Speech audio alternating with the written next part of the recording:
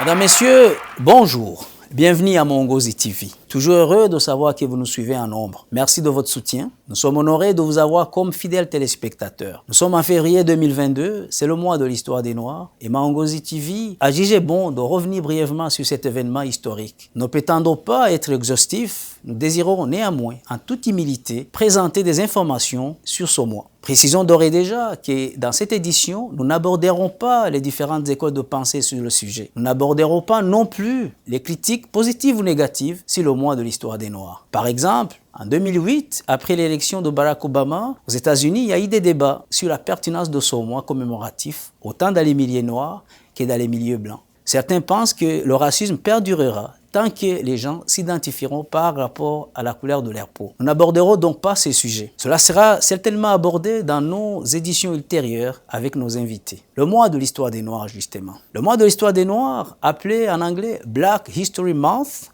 ou The African American History Month, est une commémoration annuelle de l'histoire de la diaspora africaine qui a été célébrée officiellement pour la première fois aux États-Unis en 1976 par le président Gerald Ford.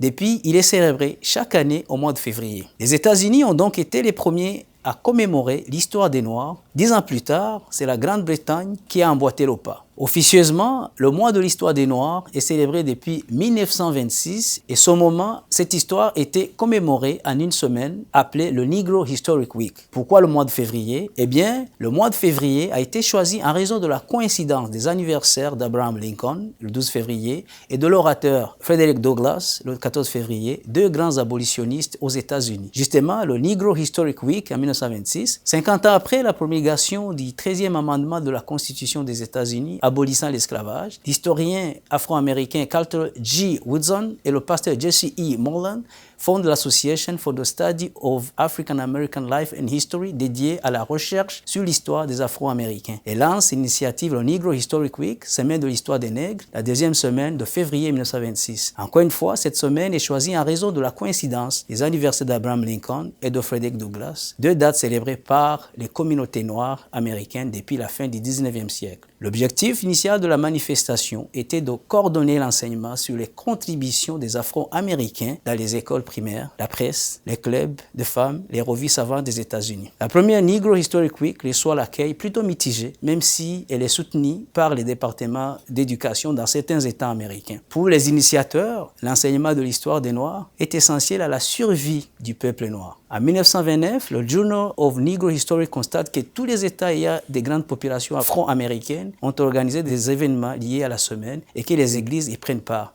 C'est ce qui conduira au mois de l'histoire des Noirs. L'expansion de la semaine de l'histoire des Noirs est d'abord proposée par le leader des Black United Students de la Kent State University en février 1969. La première célébration du mois de l'histoire des Noirs a ainsi lieu à l'université l'année après, en 1970. En 1967, dans le cadre du bicentenaire des États-Unis, le mois de l'histoire des Noirs est officiellement reconnu par le gouvernement américain. Le président Gerald Ford appelle les Américains à saisir l'opportunité d'honorer les réussites souvent ignorées des Afro-Américains à travers l'histoire de la première grande puissance mondiale. D'autres pays vont emboîter le pas, comme la Grande-Bretagne. Le mois de l'histoire des Noirs en Grande-Bretagne. Ainsi, le mois de l'histoire des Noirs est célébré par la première fois au Royaume-Uni en 1987. Cette initiative est généralement attribuée au travail du Ghanéen Akiaba Adai Sebo et au Greater London Council. Les célébrations de l'histoire des Noirs ont commencé au Canada peu de temps après les États-Unis.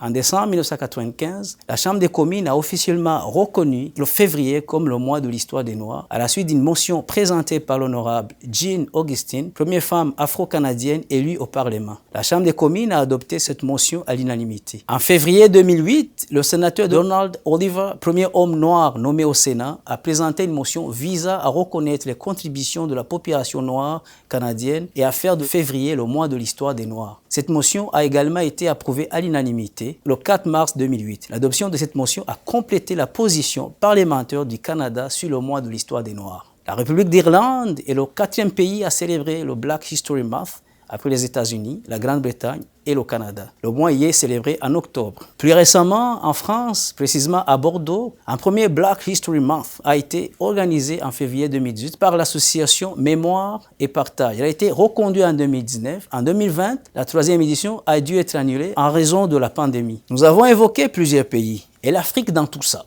Eh bien, en 2020, 7 pays d'Afrique ont célébré le mois de l'histoire des Noirs, Black History Month, du 1er au 29 février 2020. À l'initiative de l'afro-caribéenne Melina Simon, à travers son ONG internationale Africa Mondo, en collaboration d'autres organisations de la société civile, des acteurs culturels et économiques, des politiciens, des chercheurs, des historiens et des autorités. La première édition en Afrique s'est tenue simultanément au Bénin, au Burkina Faso, au Cameroun, aux Comores, en Côte d'Ivoire, au Sénégal et au Tchad.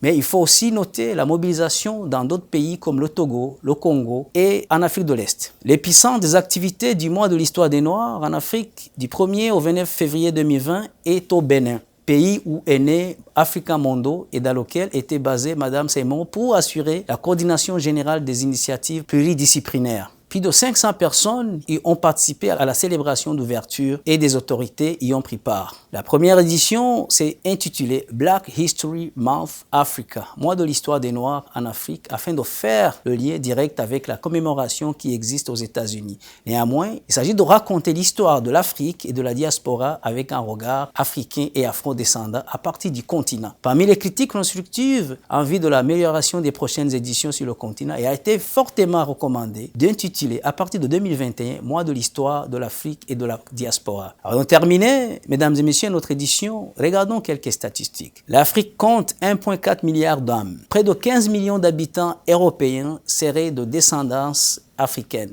Au Canada, environ 1 million de personnes sont noires et aux États-Unis, c'est près de 40 millions de personnes qui le sont. En dehors de l'Afrique, on estime que près de 350 millions d'individus sont des afro-descendants. Terminons en rendant hommage, mesdames et messieurs, à toutes les personnes qui luttent pour la justice, la liberté, en bref, qui luttent pour la dignité humaine. Nous avons présenté cette édition spéciale portant sur le mois de l'histoire des Noirs. Merci à toute l'équipe. Rodrigo à la caméra, Amédée Patrick à la réalisation. Un merci soutenu à vous tous qui nous suivez. Si vous avez aimé cette vidéo, veuillez la partager, mais aussi et surtout, abonnez-vous à notre chaîne. C'est grâce à vous que l'aventure se poursuit. Mon nom est Pierre Claver Nyonguru. Au plaisir de vous retrouver.